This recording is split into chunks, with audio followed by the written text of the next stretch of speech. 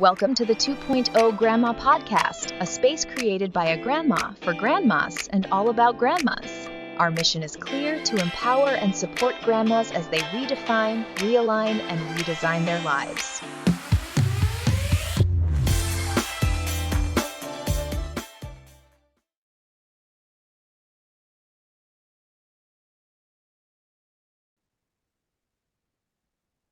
Hello. Hello. How are you? I am well. It's so delightful to meet you. Same here. Oh my God. You look like you're 20, young lady. Thank you. I was thinking you're gorgeous. You're just Thank you. Oh my God. The grandmas, we are doing it, aren't we? Yes. true. So true. I know. It's like a whole new world for grandma. It's like a whole new, Right. I don't know. It's a phenomenon, really. It really is. It's amazing when you think about our grandmothers, Yes. or even, my mom, how she was. Yes. I mean, Yes. nothing like this. Yes. We are charting a whole new course, and Mm. I am so delighted to meet you. Well, thank you so much for agreeing to be on the podcast. I am so delighted. We did a little research about you. Of course, we looked at your Facebook page, your Instagram page, and looked at some of your books. And I have a lot of questions. But first, right? But first, I would like to let you know a little bit about me because we Yes, did do please. a preliminary. So I started this Grandma's 2.0 movement, I'm calling it, when people kept saying to me, well, you don't look like a grandma. You don't act like a grandma. And sometimes I have these men hitting on me, and I'm like, you're old enough to be my child, right? They're like, what? They're shocked and Right? embarrassed, right? A little embarrassed because. And Yes. I'm like, well, yeah, I've got a son that's at that time almost 40. I said, so yeah, my oldest son's almost 40. So I'm like, yeah. Yeah. So, it's kind of funny. And people kept saying that to me. And even people who were my age or older kept saying, well, you don't look like it, you don't act like a grandma. So I'm like, well, what does society think a grandma's supposed to look like and act like? Yeah. And so I said, okay, I'm dispelling that myth. So one woman show, I'm dispelling that myth, right? So that's actually how I got started doing this because people kept saying that. And I'm like, okay, so we need to redefine what a grandma is. Exactly. Yes. And so 'cause today's grandma totally different. And I think about, remember the reality shows, all the different housewife shows? And some of them were grandmas and they Oh. would call themselves glamas and stuff like that, right? And so it's like nobody wants to be a grandma, or don't want to be called grandma. Let me change Right. that. They don't want Yeah. to be called grandma. They got Mimi, they got Yeah. what is another one? There's a lot of Grandma. memas in the South. Yeah, Yeah. Mima's nanny and all kinds of other stuff, but nobody wants to own up to grandma. So when I first found out I was going to become a grandma, I decided that I'm going to break the mold and I'm going to allow my grandson to call me grandma. At first I was like, I don't know if I was with everybody else, but I don't Sure. know if I want to be. I'm not ready to be. And then I thought, you know what? Whatever this child calls me is fine for me, 100%. as long as he calls me, right? Yeah. Yeah. Exactly. So I just said, okay, I'm going to embrace this, but I think we need to think about how grandmas are today because grandmas are different. Mm-hmm. And when Mm-hmm. I say that to people for the first time, they're like, you're right, because these grandmas are fly these days, Right. Yeah. right? They wearing makeup. This is what one guy said. They wearing makeup. They're going to party. You're right. He kept saying, I hadn't thought about it. It was so funny. That's so great. That's so great. But anyway, that's how I actually got started Oh, doing this. And fantastic. I started doing these online events because it was during COVID. Mm. And so I started doing these online events and, asking grandmas to come on. And then I found, oh my God, grandmas are doing some phenomenal things. So that's what led me to the podcast because I I wanted love other that. grandmas to know about, and I wanted people in general to know about what we're doing out here because we're not at home knitting. We're not quilting. Some of us may be, but we're not, for the most part, we're not doing that. A lot of us are still working. Some of us are starting new careers, like a second career, and doing things that we always wanted to do. But because we were, taking care of our kids and taking care of our husbands and all those things, we didn't do it. We put it on the back burner. So when I went back to school to get my doctorate as a grandma, I felt, you know what? This is the time to do this. This is the time to do this. So I want that's to my hear all about that. story. Honestly, I'm so keen to hear about that. Right. Yeah. So tell us about you and who you are. Now I read your, like I said, I read your bio and all that. And I found it very fascinating. I have lots of questions, so please. Well, so my dad was a migrant farm worker. Oh They came wow. from Mexico. Oh He had wow. to drop out of school when he was in the eighth grade because they said, no, we need, you don't need any more education. We need you in the fields. And Uh-huh. he was 16. He said, peace out. I want something more for my life. And he left home at 16 and was on his own and lived in Los Angeles and ended up and he was born like just this side of the border. So he was an American citizen. So he got drafted and ended up going in the army and went to San Jose State on the GI Bill, met my mom, married Nice. my mom, had us two kids. And so his thing was, education, education, education, like it was the drumbeat in us, and I was fortunate because I loved school. Like even Mm. during the summertime, I would always want to play school with my brother, and Right. he's like, "Oh, can't we We just go out sound a and lot play?" alike. Okay. And I And I loved was it. always the principal or the teacher in charge, right? Yep, that was me. That was me. And so, I was kind of the superstar in my family, and I, straight A student, and I went off to UCLA on this big scholarship and bloody, bloody, blah, and got pregnant my freshman year in college, and came home and had a baby, and dropped out of Wow. school, and um, was single as a 19-year-old mom, and went to work and tried to do some more coursework. Went to San Jose State for a little bit, and it's just I didn't have the maturity for it, and so I just ended Mhm. up home and ended up meeting a guy at my church. Ended up getting married, had two boys right away, and I was a stay-at-home mom for 15 years. And the most rewarding job of my entire life, I will say, the most wonderful Yes. job of my Yes. life. But, and after 15 years, end up divorced. And like, now what do I do? Right. And so I'm going and working and trying to find jobs, and people are looking at you like, why don't you have a degree?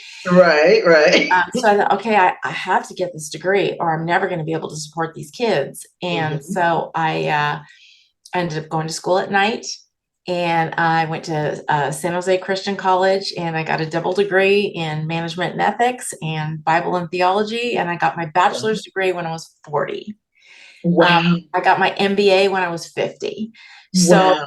yeah, I get it. I get it. I love your story, Well, and Cindy. and I will tell you this too, Marsha, when I don't, I'm not really big on New Year's resolutions, but I do kind of like having a word that's sort of my theme for the Mm, year. And so my theme for mm. this year was reimagine.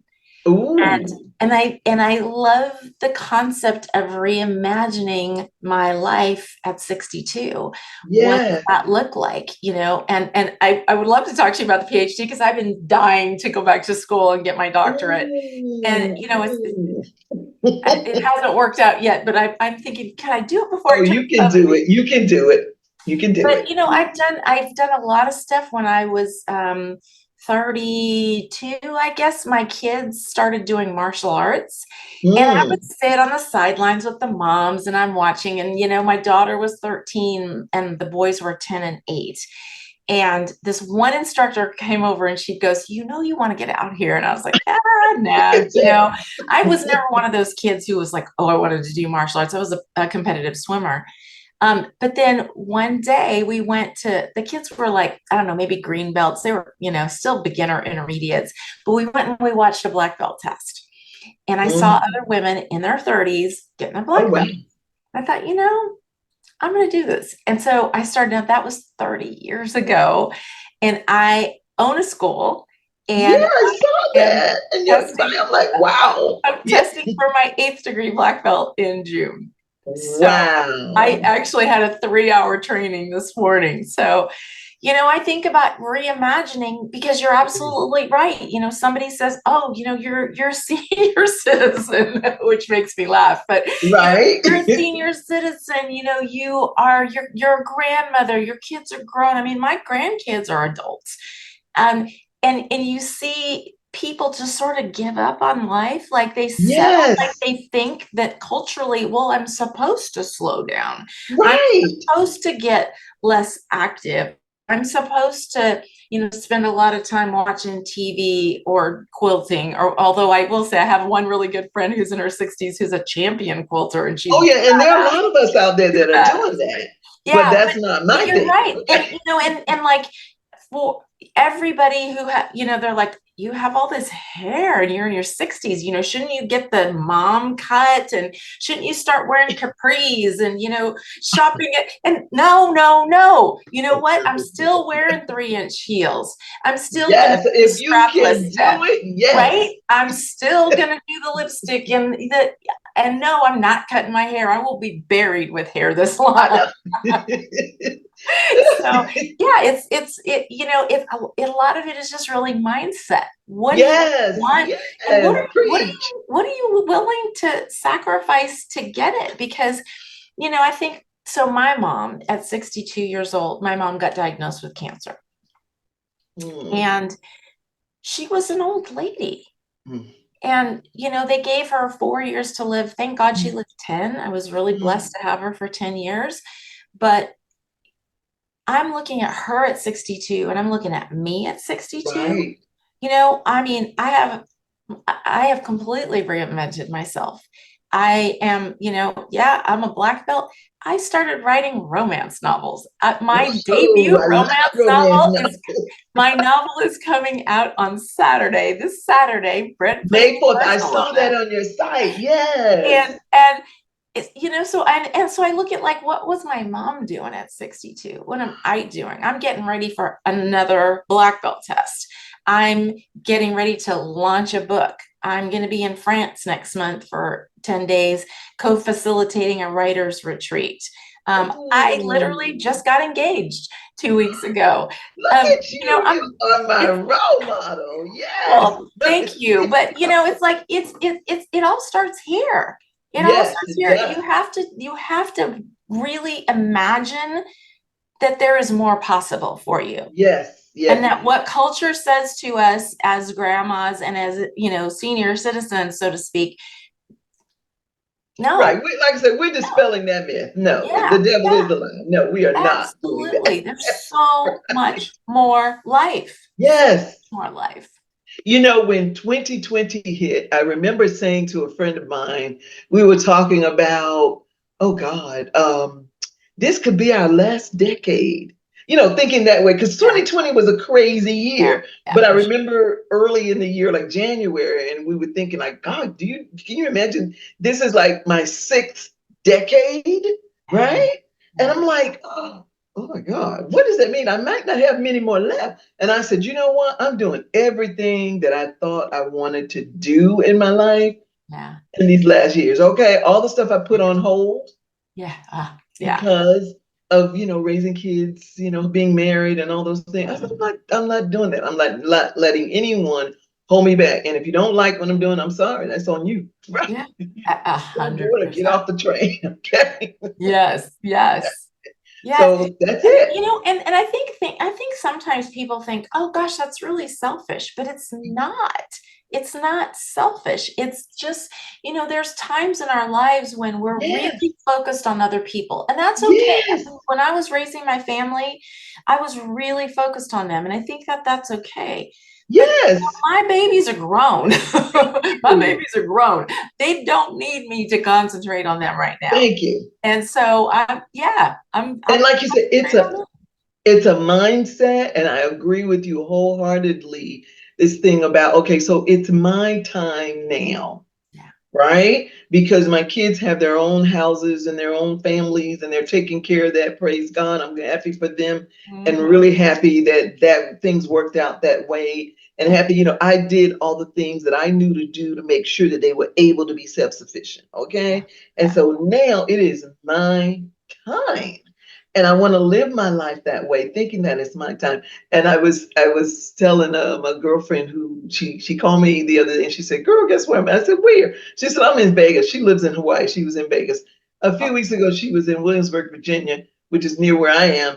And then she said, "Oh, and oh, by the way, I went to." I was like, "How do you do these things?" And see, I work from home. I'm a professor, and so mhm. I work from home. And I'm like, I really could be doing all these things. I'm not doing half of the things that I could be doing, That's, at this point in my life. Like you said, you're going to France in a few weeks or a few yeah, days or whatever. yeah. I'm like, wow, I want to be you when I grow up, right?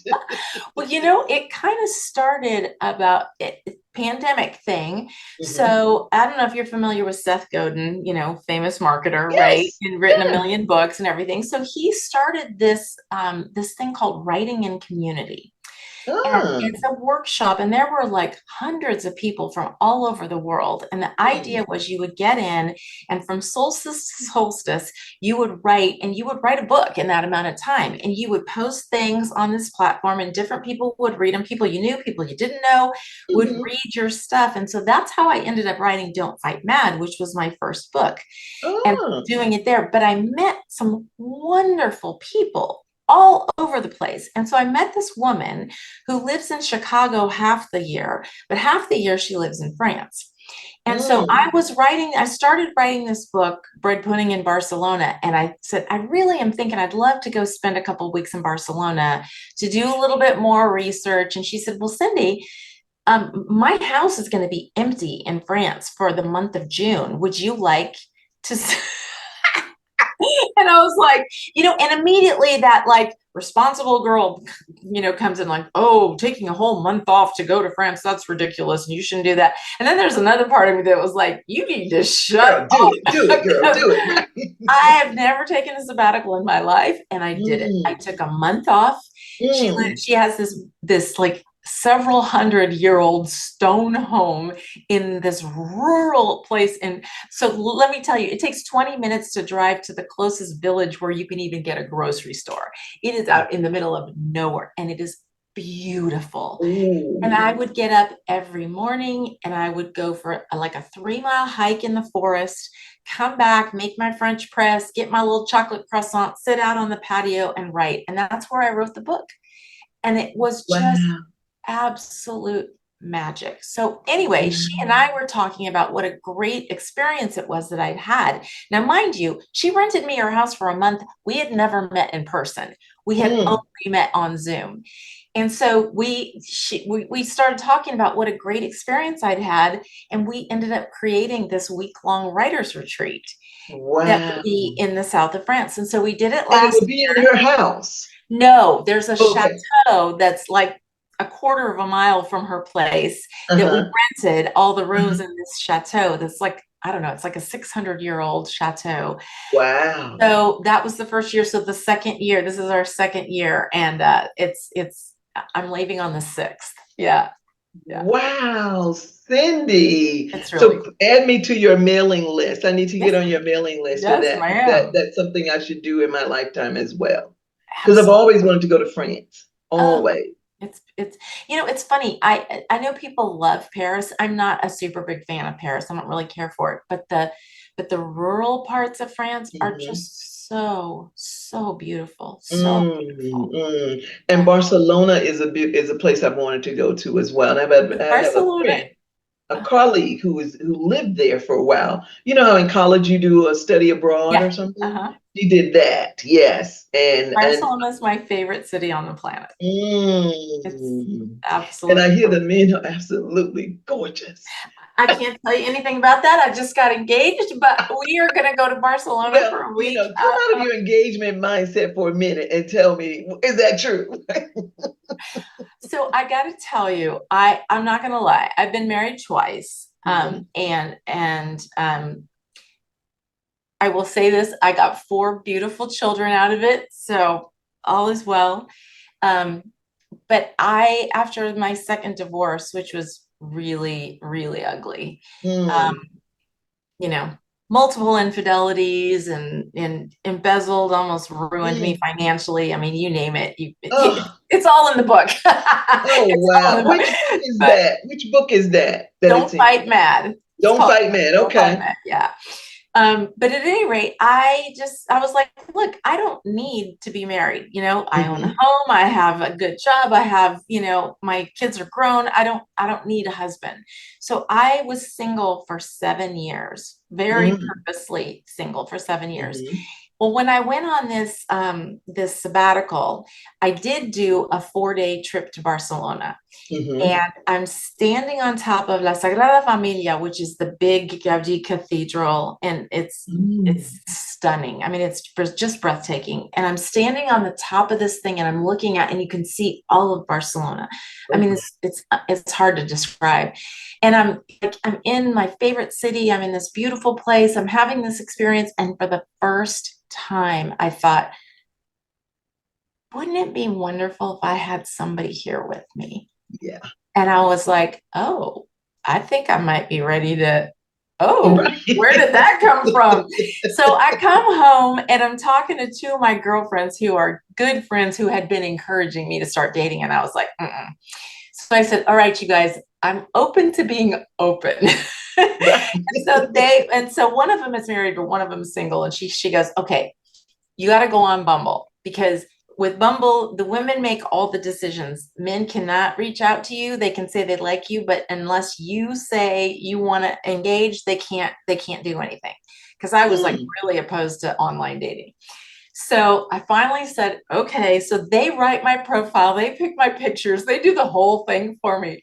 So the next day, one of my girlfriends calls me up and she goes, well. I go, I don't know. I haven't even opened the app. And she's like, what is wrong You with you? I said, every know, right. time I look at it, I feel like I'm going to throw up. I'm like, 7 years.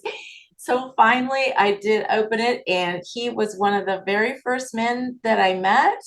And he could not be more different from me. I mean, if you started thinking about who I would be, end up with, he's from West Virginia.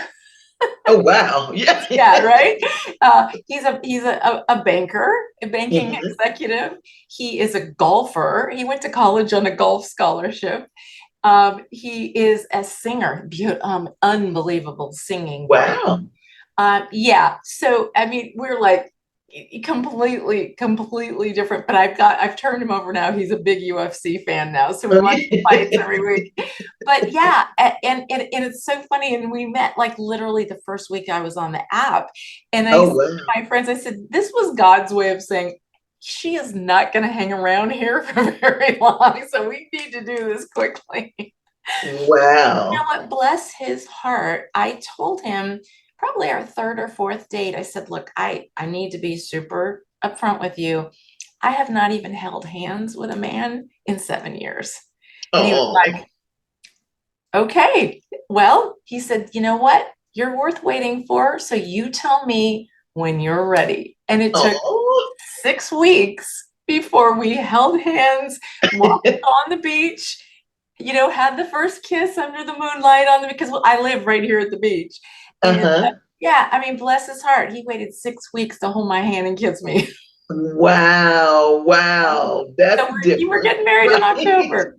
Yeah, that's different because I hear now I'm not single, but what I hear is everybody is rushed to get Yeah, to a certain destination. I'll yeah, put it that way. yeah, yeah. No, bless his heart. I mean, he was, and I even had people saying, "Oh my gosh, I can't believe he's so patient." But he told me, he goes, "No, what, Cindy, you're worth it. I can tell you're worth waiting for."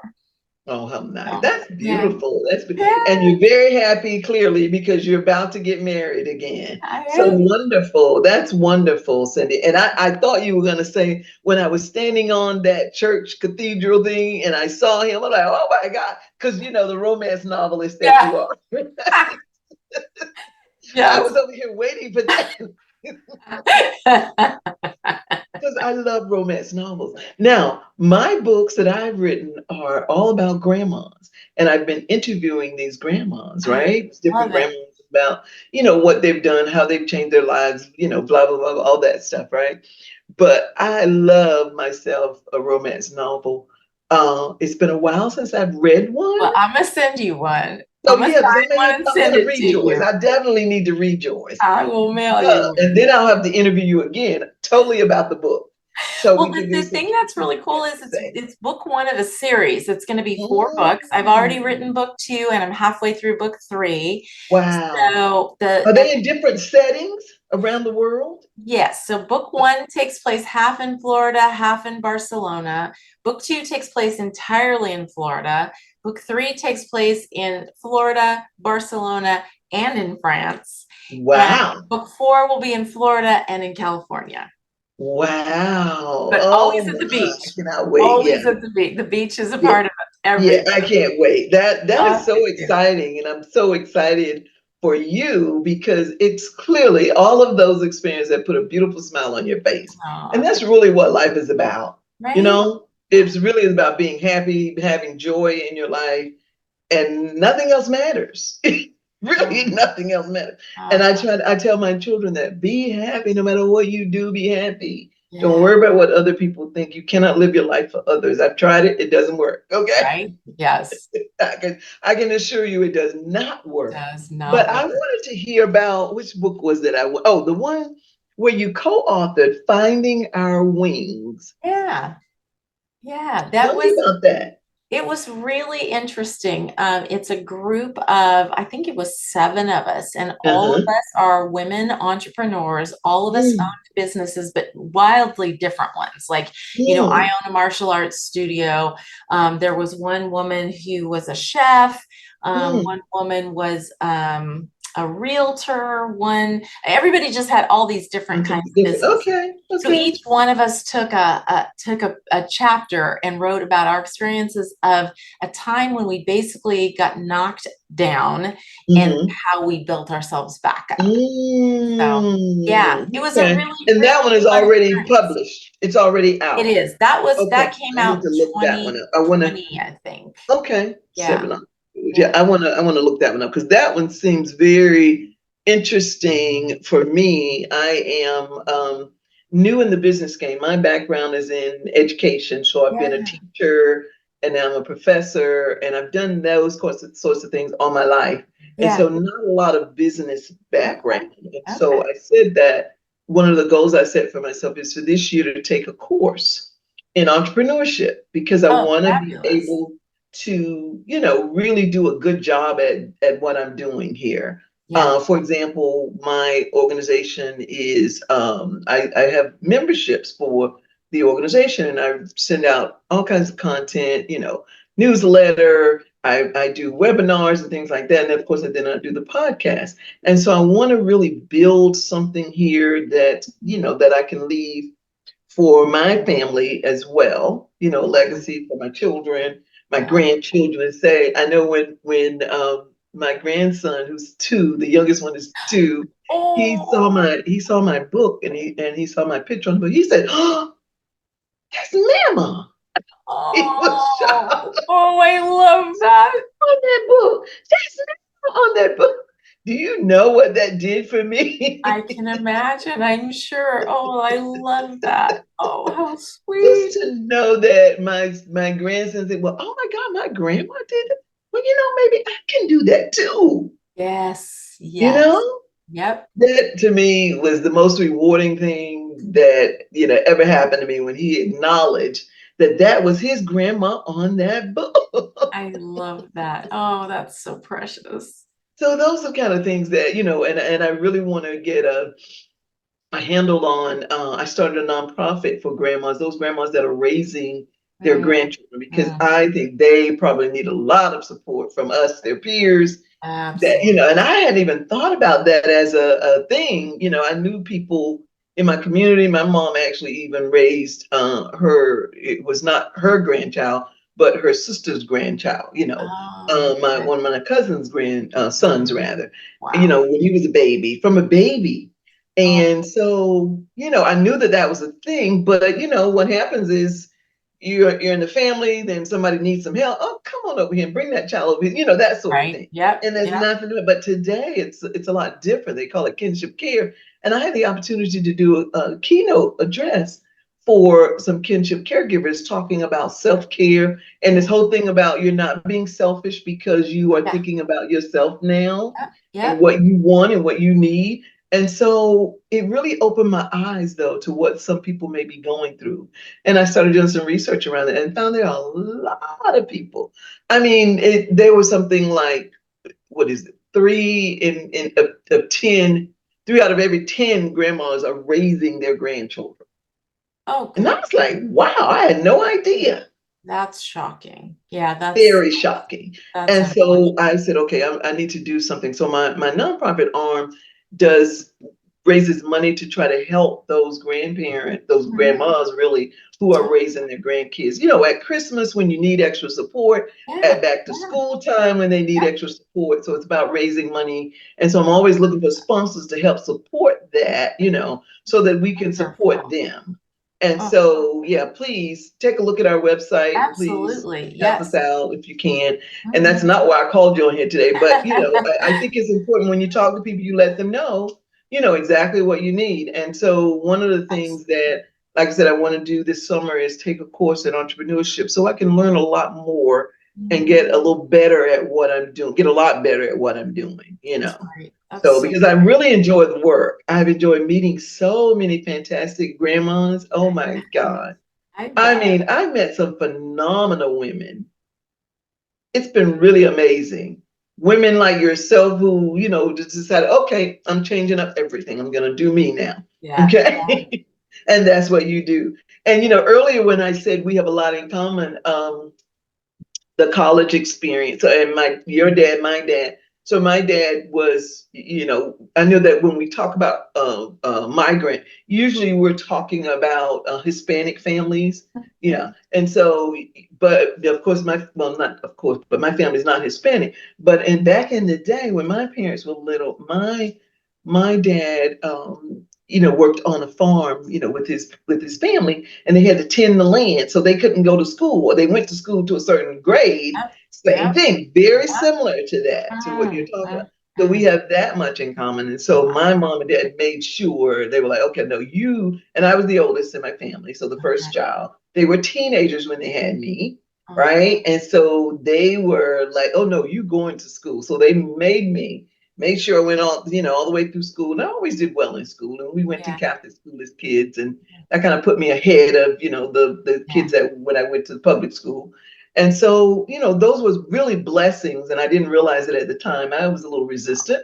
But anyway, so, and then I got married in college and decided I wanted to, be in love instead of being educated. So, Now, and where do then I you went teach back. now? Huh? Where do you teach now? I teach at a college in Maryland. It's called Montgomery College. Yes. Yeah. And so, yeah, I decided that, when my kids were little, I decided I better go back to school Yeah. and I better finish this because I need them to know that you can do this. And so I did. And I wanted to make sure that each one of them got at least a bachelor's degree, Yeah. and the rest they were on their own after that. But they've all accomplished that. That's wonderful. And we would do our studying together when they were like in elementary school, and my daughter was preschool because she's the youngest, and my two boys are the oldest. And so they would, we would sit around the table and do our homework and stuff like Oh, that, right? oh, I taught at the school where they were, so yeah. we were very close knit. My husband was military, so he was gone a lot. But so we had to do, and I was mom, I worked, and I took care of the kids, and I was in school all at the same time. So I understand. And that's why I say you will be able to do this. If you're ready to plunge into the doctorate, I say go for it. Because Yeah. what I did was I found a program that was, we met on the weekend. We did attend classes, and we went to the class. Now they've got so many online. True. But we went to the class and we did it on the weekend. So work during the week, and then on the Yeah. weekend I would go to my classes. We would have class, oh my God, Friday night, all day on Saturday, and then we would do study group on Sunday, and then Oh, go back wow. to work on Monday morning. And how It long was did you do that crazy. for, For Julie? 5 years, I did that craziness. It was crazy. They give you 7 years, I think it's 7 years to finish a doctorate, Yeah. and the first 2.5 of those years were work, text, going to class and all that. Then the last couple of years were just your dissertation. Right. And so, but not just, because that is a whole nother issue within itself. Yeah. But because you're a writer, it may not be, as tough for you as it is for some people. And the other thing that I tell people, you have to be willing and open and receptive to listen to your committee. Yeah. If you're not one to do that, because there are a lot of people that have tried and they just wouldn't listen to the people and they did not get through. They're DB, what do they call it? ABD, all but dissertation, yes. So they're not officially a doctor. They did coursework. Yeah. And to me, that makes no sense. No. And, I'm not saying that it was easy. It was probably the most difficult thing, the most challenging thing I had to do that I've ever done in my life.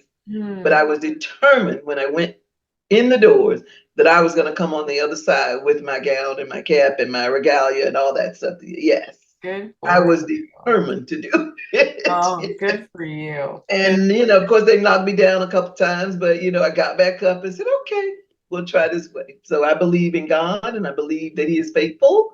And I believe that He will always have a ram in the bush for you. Always. Every single time. Yes. True. And without that, I know I would not have been able to accomplish the things that I've done in my life. Because there's always somebody that He will put there for you every single time. Yeah. I feel like I need to say amen, but that's the truth. No, it's a good word. That's a good word. Yes. And so, yes, if that's what you want to do, and anytime I can help you and coach you on and say, yay, Cindy, you can do it. I'll do a little clip here, whatever. Thank you. But are you really thinking about when you're thinking about trying it? I literally have been thinking about it for the last 5 years and, thinking if I had just pulled the trigger 5 years ago, I'd be nearly right. You'd be done by now, but yeah. So, because I thought, okay, I got my bachelor's at 40, got my MBA at 50. What if I got my doctorate at 60? And I just, life kind of derailed a little bit with the life has a way of and, doing that to you. And I mean, it's not like I need it. It just always kind of sounded like fun. Exactly. That's what I said. I didn't really need it, but I always wanted it. And, once I went back to school, like I said, I got married and stopped and had kids and all that. And then once I went back to school, I was like, oh, no, I'm doing this. I'm going all the way through. Now, I did stop between, I got the bachelor's, then a couple of years later, I got my master's. And then probably about 10 years in between, because I wanted my daughter to finish high school and go to college herself. And as soon as she did that same year, I started looking around, took the MAT or whatever, and did all of that. And then, the program fell in my lap and, so the rest is history, as they say. Yeah. I really even stayed on campus. I did. I even stayed on campus. Now, it wasn't a regular dorm. It was apartments, but it was on campus. And the little girl who was my roommate, I call her a little girl because that's what she was to me, was probably, I think she was in her master's. She was working on her master's. She was probably 25, 30 at the most, probably 25, 26. But yeah, and it worked out beautifully. I enjoyed it. Yeah, I did that for the last 2 years of it. In the first 2 years, I stayed with a friend in Washington, D.C. And then, that's what I did. Oh, my goodness. But it was a very interesting thing. And I think that's probably why I tend to be high energy like I am from being around kids and people who are younger than me most of the time. Yeah, absolutely. Oh, it's so true. It's so true. Yes. Nice. And so, my grandma used to say, nothing gets old but your clothes, right? That's awesome. And when they get old, I discard them, she said. Yeah, good for her. Oh, that's great. No, you're absolutely right. I mean, it's because I teach at Concordia University. I'm a senior adjunct over at Concordia, and sometimes students will say, oh, Dr. Villanueva. I'm like, oh, I'm not a doctor. And you should say, not yet. I should do that. It's just one more thing on the list of 90 minutes. There's just so many things I want to do. So. And working at a university already would make it easier too, because you've got lots of people around to support and, give you tips on how to do it and things like that. So you're in a good place, because I was working at a college when I decided to go ahead and do mine as well. Nice. Yeah. So that really helped me, because there were doctors around. Now that doesn't necessarily mean they're going to help you, because one of my friends said, I'm not helping you in any way. And I'm like, well, can you give me some resources? Can you give me some tips?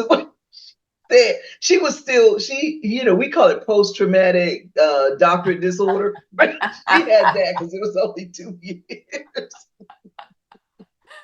Oh, that's great. And so because of her trauma, she said, I can't tell you how to do anything. She said, but what I will do is I'll give you some resources. So she gave me a couple of books on how to write your lit review and things like that. Another girl gave me a book very similar to that. And those resources helped me when it was time for me to write. I mean, I know how to go to class and study and take notes. I knew that part. It was the dissertation part that was the most challenging, or the scariest. I put it that way. Yeah. Wow.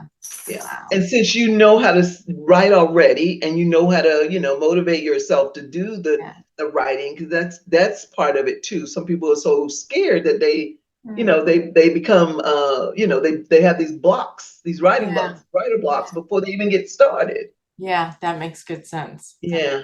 So that would be my advice. Well, thank you for the go encouragement. around. I appreciate it. Yeah, trying to take advantage of, asking them, well, how was it when you do your research? Think about what topic you want to focus on right now before you jump in it, because they're going to ask you day one. I'm like, and nobody told me that part. So I was like, I don't know, Yeah. Let's see. And I said, well, and I told the professor, I said, well, go around the room and come back to me. That's great. And she said, later when I finished, she said, from day one, I thought we were going to have trouble with you. I said, what do you mean? She said, well, you were very confident. She said, but that, sometimes when you're very confident, they don't like that either. But here's the thing, when you get people that are already in their careers, they're already professional, that confidence is a part of who they are. Yeah, absolutely. So but the expectation is, I guess, that you're not as confident, and you're there, you need them to support you. So I quickly changed my attitude. Okay. Miss Dr. So what did you say again? So I became like an undergrad all over again. It's like going back to toddlerhood, so to speak. That's so great. But I mean, you have to kind of, and I think another thing, and I know these things now, is the culture of that program. Mm-hmm. How is the culture? Is it a culture where they respect the fact that you are a professional? Or is it a culture where they expect everybody to be like undergrads, where they're not sure of themselves and they need them and they're very needy? So that's another thing. And so those are the things that a lot of people don't tell you about, because no one told me that, of course. So how is it with these professors? What is the expectation? What is the culture of that group like? Because every group has a culture. 100%. Yeah. Yes. So the thing is, we don't always know that or don't think about that. But those are the little nuances that really make the difference, I think. Yeah. So now tell me about your knockout marketing agency, because I probably need your help. So please tell me about that. I would love to. So, back in 2016, I had been working at Cisco for 10 years. Oh, wow. And basically running an in-house marketing agency inside Cisco. And Cisco was going through a lot of big changes and stuff, and they laid off thousands of people. I ended up getting laid off. Same year, my husband decided he wanted a divorce. And so life knows how to call it on, doesn't it? Oh gosh. It was all a blessing, but at the time it felt like, life was unraveling. And so I started this agency. And so, I've been doing marketing for 20 years. And when you think about the continuum of marketing, from being super, super the creative side of things to the more the operational things, the more the tools, the salesforce.com, the Marketo, the software that you use to make marketing happen, that continuum, I'm definitely down here. And so I thought, if I have my own consulting business, I get to pick and choose what it is that I do. I'm not doing any of this mess. I will work with people who do that. I'll pay people to do that. But this is where I live. I like Mhm. creating content. I like Mm. strategizing. I love doing brand work.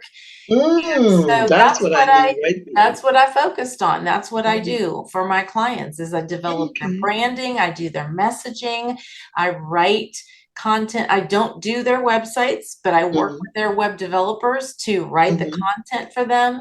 I Mhm. work in a variety of industries. I have one woman, in fact, one client in Austin, Texas, who's a realtor, and Mhm. she does these they're little like 5-minute snippets on TV, and it's called Selling Austin. And she'll go to some cool place in Austin and she'll talk about the house, or she'll talk about something fun to do there or whatever. So I write the scripts for those. Oh. Like every other month, I'll write a script for her that, she says, oh, I'm going to go do this thing or whatever. And then I'll do the research and I write the script. I write her newsletters for her. Mm. I do data sheet. I mean, you name it. But one of the things when you were talking about culture is Mhm. that I developed this program called intentional culture, because Mhm. to your point, people think, oh, well, culture just happens. Well, no, if you let it just happen, it's going to be a mess. And so Mhm. I've likened it to, you can take all the seeds of the most beautiful flowers in the world, and if you just throw them out there, it's a big mess. Some are going to choke other ones out. There's going to be weeds. It's not Mm. going to be a pretty thing. You have to be deliberate about how you establish culture. And so I've developed this program. It's mostly for small to mid-sized businesses, where I come in and I do workshops around how do you develop culture. And we use the whole gardening metaphor Mm. that, you have to set it up, you have to plant it properly. Sometimes, you know what? You got to get elbow deep in the Mhm. manure and work Mm. that mess into the soil. Sometimes you got to cut things off and throw them away. And those are painful decisions to make. But if you want your garden to be healthy, if you want a healthy, thriving culture, those are decisions that you have to make. And that's leadership. That's when you don't just like, oh, well, it's just going to happen. No, you boss up and you exercise leadership to make a good, healthy culture, because then everybody thrives. So I give those kinds of things. And then one other thing that I've been doing for the last couple of years is I do one-on-one leadership training, but in for two very particular sort of niches. One of whom is brand new managers. So you were an individual contributor yesterday. Today you're a manager, and maybe they Mhm. were, these were your peers, and now all of a sudden they're reporting to you. And Mhm. how do you navigate that new role? How do you manage up? How do you manage down? How do you get on with the people who were your buddies yesterday, and now all of a sudden they're reporting to you? So I do biweekly leadership calls with new managers, and then also for new directors, because that's another pivotal part of your career, where maybe you were a manager, you were managing a team, but now you're managing other managers.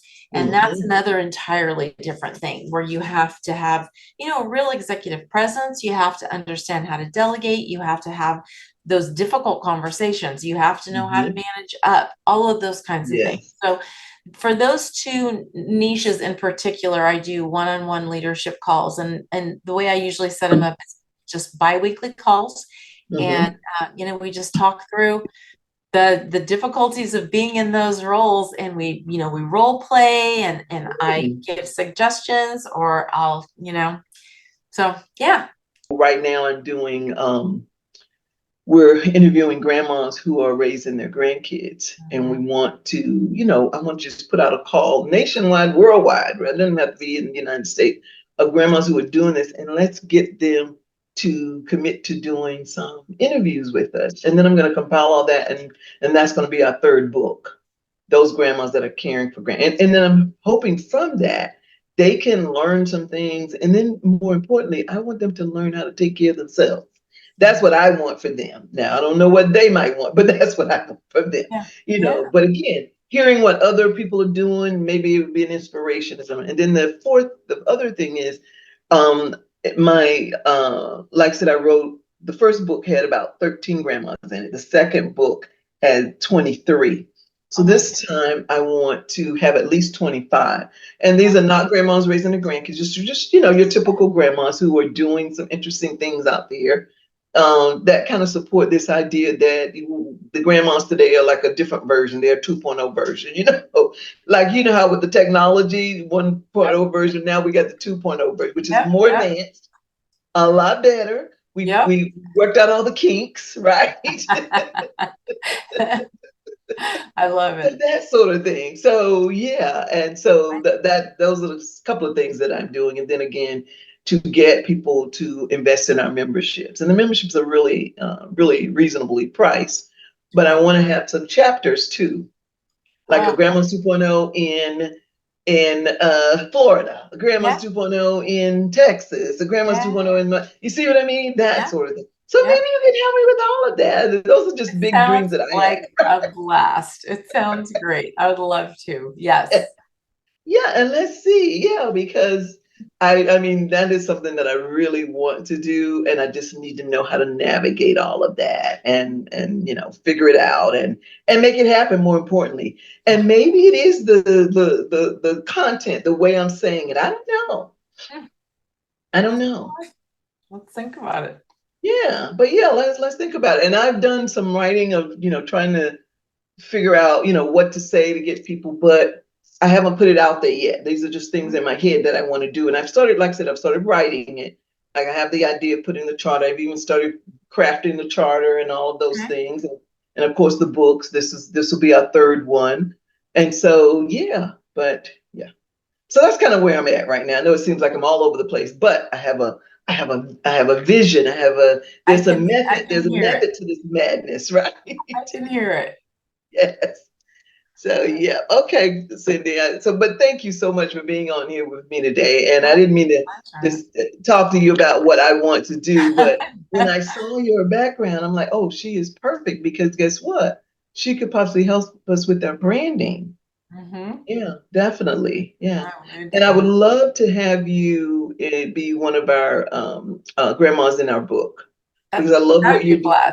I think it's an inspiration to other grandmas who, just say, because sometimes people think, okay, well, like this happened, so I'm out, can't do anything else. That is not true. You pick yourself back up, dust yourself off, as Snoop Dogg said, and you get back up and you get back in the game, right? It's so funny. I have a little whiteboard on my wall right here above my screen, and right in the middle of it, it says "Boss up and change your life." Yes, baby. Yes. I got Lizzo right there. Ooh, I love it. Boss up and change your life. I love that. Yeah. Lizzo said that? Yeah. Oh, wow. I didn't know that. Boss up and change your life. There you go. That's it. And as they say, drop the mic, because that's it. Right? That's all we need to say, right? But before we get off, Cindy, tell people how they can get in touch with you. Yes, please. So it's easy to follow me on my website. It's cindyvillanueva.com. I'm on Instagram. That's where I hang out most. It's cvillanueva_author. I have a Facebook presence, Cindy Villanueva, and you can also find me on LinkedIn. So if you're interested in more of the marketing, professional kind of side of things, that's where I mostly hang out, is on LinkedIn, and that's just under my name, Cindy Villanueva. The new book, Bread Pudding in Barcelona, it's book 1 of the Blooming series that comes out this Saturday, May 4th. I'm super excited about that. If you, I don't know when this is airing, but we're doing a launch party at a wonderful place in St. Augustine, Florida, called Get Lit Boutique, which I love that. Get Lit Boutique. Fun. What happens there? I want to go there. It's going to be super fun. I'm going to be signing books, and we're going to have Spanish cava to drink, because, you got to have a little champagne with you. And yeah, that's me. Wow. Oh, and the other last place that I write a weekly essay on Substack, and it's Cindy Villanueva Substack. Now, what is Substack? Because when I saw them, I don't know what that is. Okay. Oh, yeah. So Substack, I absolutely love. It's a wonderful platform for essays, blogs, It's just a great platform. It's completely free. If you like to write, it's a great place to get started, but you can monetize it too once you get enough people and they feel like it's worth spending money. Like there's a few of them and they're like $5 a month, $6 a month, whatever. It's not like, huge thing, but so I write there, and my column is called Because Words Matter.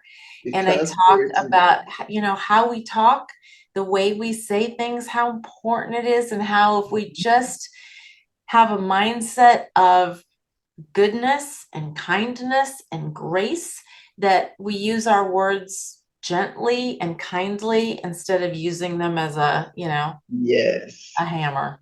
Yes, I love that.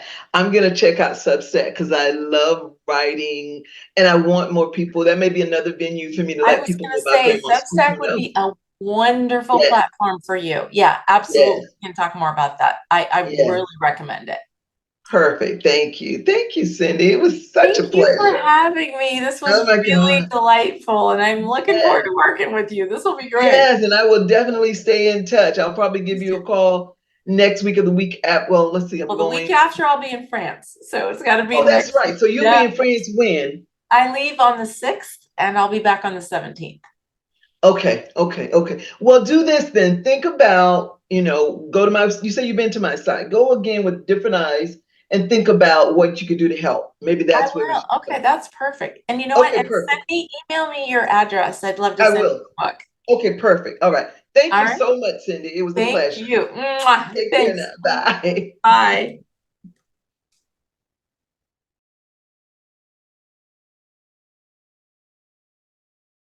Introducing a remarkable book, a tapestry of stories from atypical grandmas whose lives are a treasure trove of wisdom and inspiration. Stories of inspiration, life lessons, and wisdom from grandmas by Dr. Marsha McLean. This extraordinary book is now available on www.grandmas2.0.com and on Amazon.